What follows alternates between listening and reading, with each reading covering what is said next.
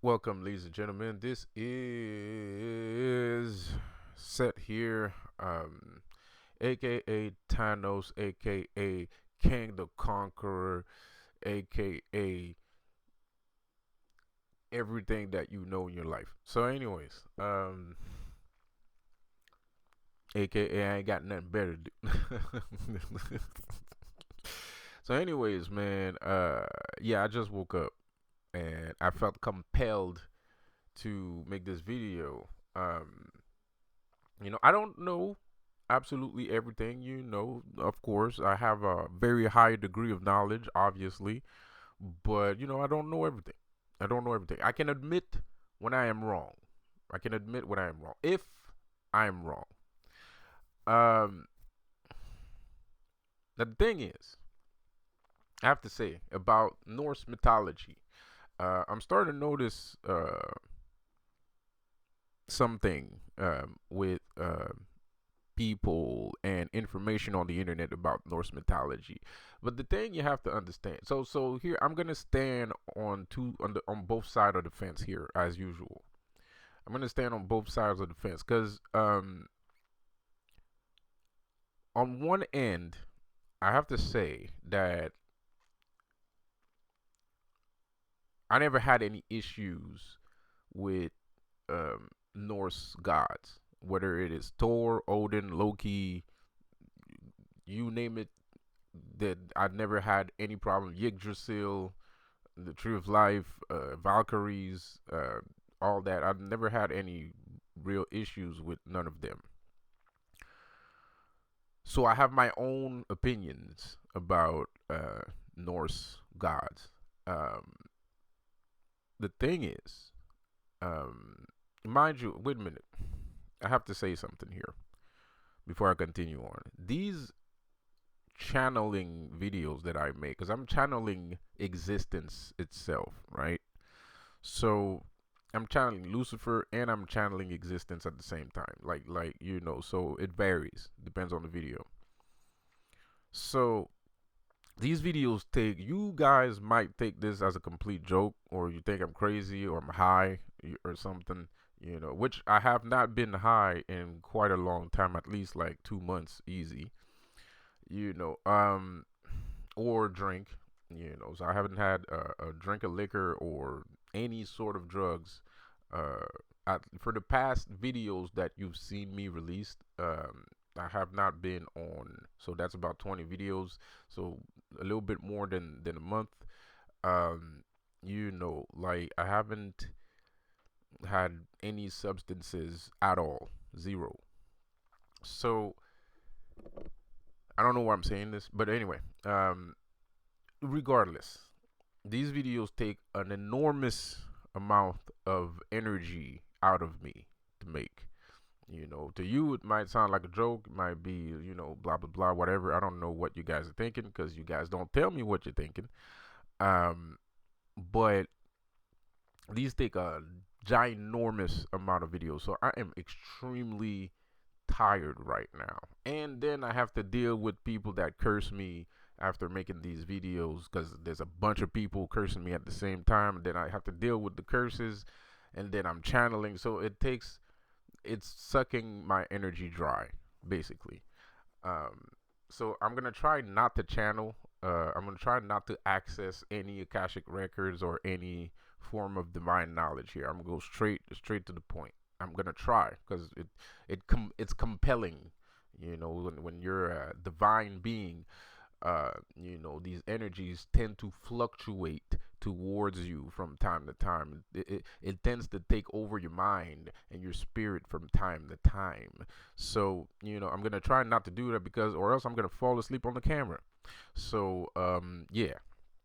With that said, so yeah, on one side, I'm kind of like, I never had any problems with any Norse god, but I have to say, with um, the grandiose um, the grandiose how do I say that with the grandiose speech I made the other day about God being an overseer, an overlord, an overseer, And if you guys remember a couple of months ago, I kind of explained to you what God does in what people call heaven, which is basically looking inside of a cauldron and just throwing curses at people. You know, mind you, so some people might have understood that to be quite fairly the damn truth. And I'm pretty sure of it actually. And there's some people that still probably doubt that that's the damn truth. But let me give you an example of how truthful that statement is by using Norse mythology. Because I did establish on the same video that it's not Asgard, it's as God. You know, you're Asgardian, right? So it's fair to say that Azirs are as God, right? So here's a little tidbit. So I also stated that the Illuminati is a representation of the overseer, right? The, so the Illuminati uses one eye. God uses one eye also. He doesn't need two eyes. Why would he need two eyes? Is God. All he needs is to see. All he needs is to see. So there's no reason for him to have two eyes. And if you look at angels in the Bible, angels in the Bible are beings beings made of eyes. If you read the Bible and you read the description of an angel, they are beings made of eyes. They are not creatures with, well, there are some creatures, I think, towards the apocalypse or some shit like that. There are some creatures that have, he does have two angels that have six wings. There's two wings covering his foot, and then there's two wings covering his face, right? And it's the same thing for both angels that are sitting by his side. So you can't see their feet and you can't see their face because they're covering their face and their feet with their wings, and they have two more. All right, so they have six wings. So, anyways, but when we're talking about other angels, for some reason, they have a bunch of eyes. There's like one depiction of an angel in the Bible that stipulates that it is a wheel. It is a creature made of a wheel, and on the wheel there are eyes on the wheel as it turns, right? And I'm pretty sure if you ever read the Bible, you know what I'm talking about.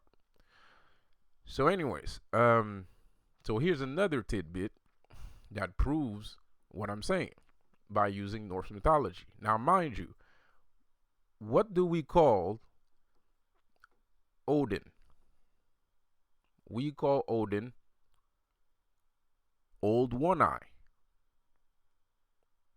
Odin has one eye. Odin has one eye. He is Asgardian. He's Asgardian. And he only has one eye.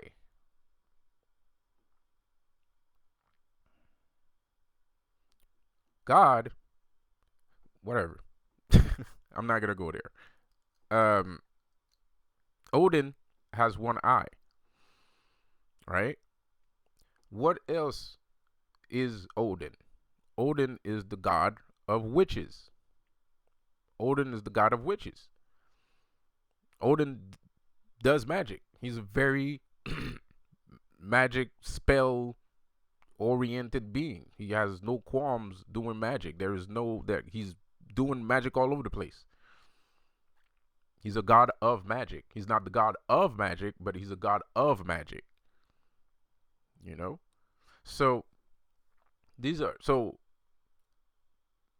two specific things that are very closely related to what people call God. Of course, nobody mentions that God knows how to do magic, because magic is something that is seen as a bad thing socially. It's socially awkward to say that you practice magic, right?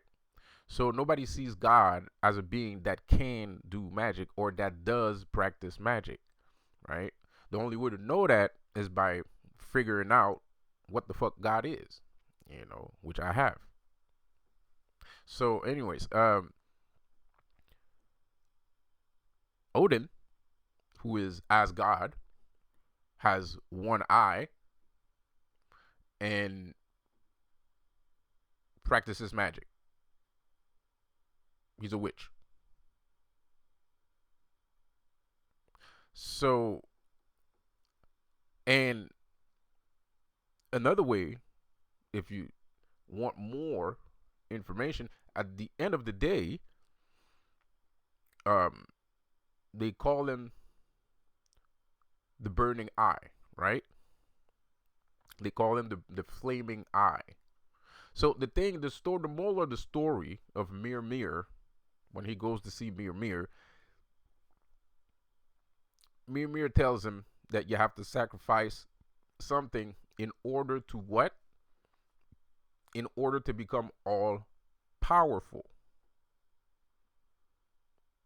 He has to sacrifice one eye to know everything. So, as I've just stated, God, if he is as powerful as he is, then he doesn't need two eyes. Why would a incorporeal being need two eyes? It's completely useless. All you need is something that will permit you to see on the spectrum that humans see. All you need is a thing, an object, or some kind of mutation that would permit you to see on the same basis as the universe, to let you see what the universe is, right? Or to let you see what the cosmos is, or whatever you want to call it, right? So of course I'm gonna throw him a bone here, and I'm gonna say that God sees more than just the universe, like he sees reality, right? But you still need to have some kind of object that lets you do that, right? So that's why I say God only has one eye, and this is the reason why the Illuminati have it right the first time by putting one eye in their triangle, because why have two eyes? And the eye doesn't mean an actual human eye. It's just a way of saying that this being can see you. Whichever you feel like this being is seeing you, point is the being is seeing you, so he has one eye. There's no need to have two eyes. It doesn't make any sense. It would mathematically, physically, quantum mechanically make no sense to have two eyes. If you have two eyes because you feel like it, right? But you don't need it. So, to get back to Norse mythology here, Odin gives up one eye. But the end result of him giving one eye, you guessed it, is that he sees better now than he used to with two eyes, because now he knows everything. He's all knowing, right? Call him the All Father. So he's all knowing, right? So now he sees better than he ever had with two eyes. So he doesn't need two eyes. All he needs is one eye, because he just sees everything. He sees everything. He understands everything. There's no stopping the dude, right? There's no stopping the dude, right? So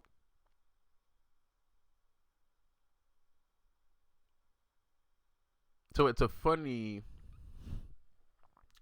that,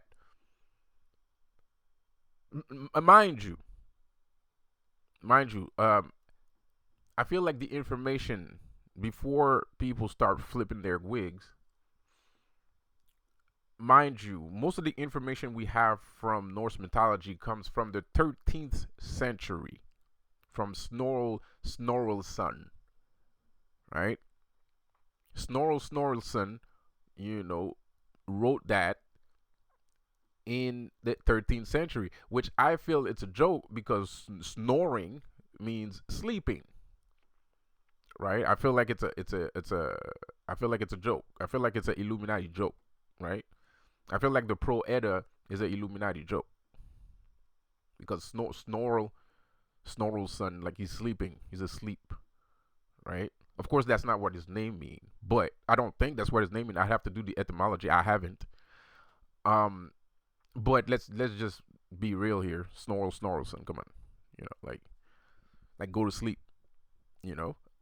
So that guy wrote the Proeda, but the Proeda was written in the 13th century, and Norse mythology existed long before Christianity was existed. So you have to understand, if Christianity existed 3,000 years ago, then 1,000 year or more before that, there was already Norse mythology. Like Odin already existed. The old one eye already existed. So the question is, who precedes who? So the question is God imitating Odin, or is Odin imitating God? So who is Asgard? Like, who is Asgardian at the end of the day? I feel like these titles that we put to these gods should probably not exist at that point, and we should see them as spirits, and not um, necessarily a society, because they are a culture, but a society might be too far fetched because we don't have that information, and the only information comes from one guy in the 13th century, which is not that long ago, right? So we're talking about the age where there was kings and stuff like that, right? Like, Jesus already had died at that time. Like, Jesus already died like a long time before that, and Odin existed before Christianity existed.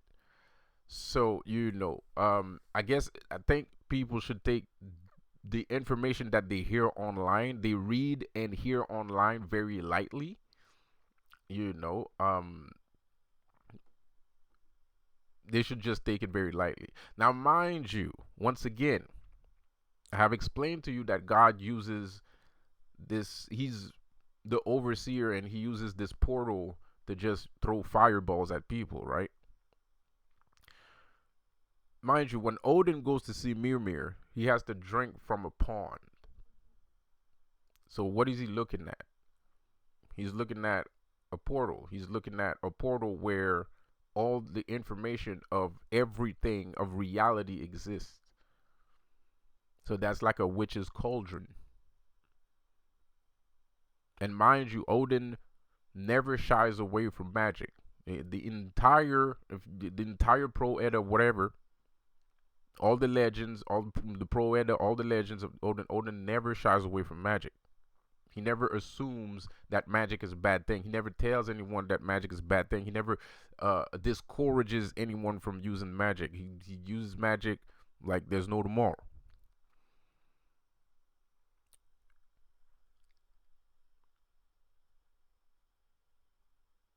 So now